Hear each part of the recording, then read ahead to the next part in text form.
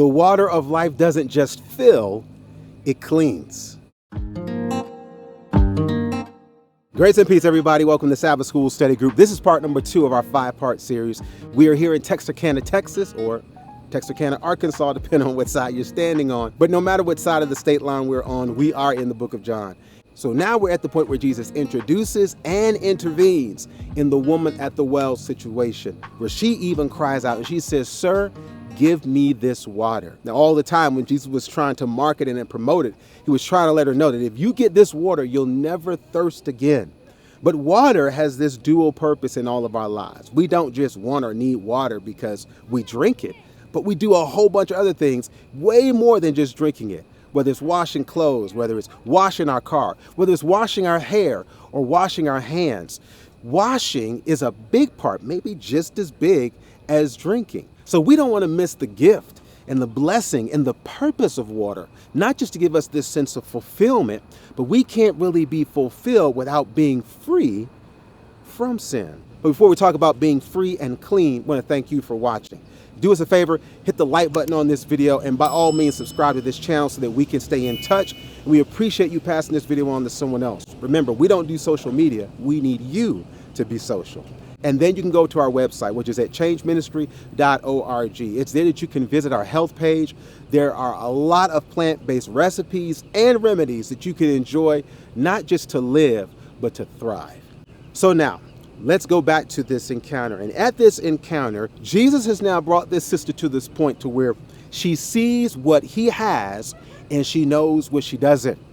And so it moves her to cry out or to call out for this water. In John 4, it says in verse 15, "The woman saith unto him, Sir, give me this water, that I thirst not, neither come hither to draw.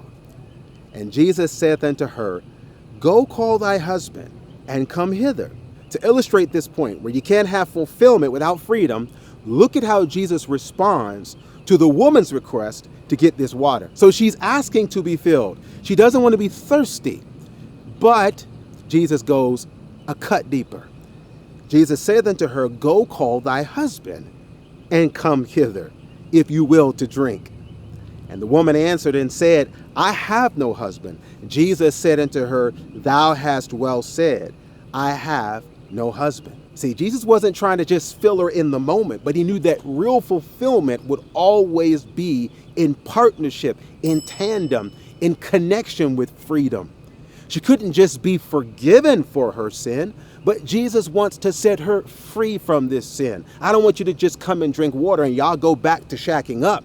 But if you come and drink this water, you're going to go where both of you need to go, which is closer to me and in my will, fulfilled and free. So it's why when we go back to the prophets, even to Ezekiel, and we see the power of the water of life, here it says in verse 25, Then I will sprinkle clean water upon you, and ye shall be clean. Here again, the purpose of water, to set us free. Free from all your filthiness and from all your idols will I cleanse you. To the point where a new heart also will I give you, and a new spirit will I put within you. And I will take away the stony heart of your flesh, and I will give you an heart of flesh. Fulfilled with the water, fulfilled with a new heart that will live a new life. Verse 27 says, I will put my spirit within you and cause you now to walk in my statutes, and ye shall keep my judgments and do them. When we drink of the water of life, that washes away our record. It washes away our past, but then it also gives us a new power to walk in a new life, to create a new record, to run towards where we've now been born from, born of the Spirit, not of the flesh. To really illustrate it, to go old school, look at the law of the leper. The law of the leper and how God called ancient Israel to deal with leprosy. Now we know that leprosy was a physical, real medical condition. So here you have this practical aspect of how to deal with leprosy that would raise up in the camp. But everything that God does has purpose. It has this point now that goes to the spiritual. So that's why we want to look at this sacrifice. So God's plan for the leper was that the leper would come to the priest and they would bring 2 birds to the priest.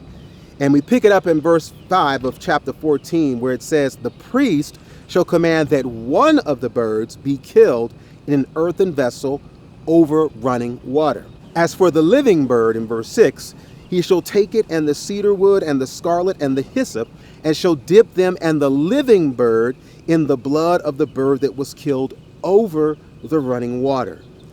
And he shall sprinkle upon him that is to be cleansed from the leprosy 7 times. To take this and sprinkle 7 times, and shall pronounce him clean, and shall let the living bird loose into the open field.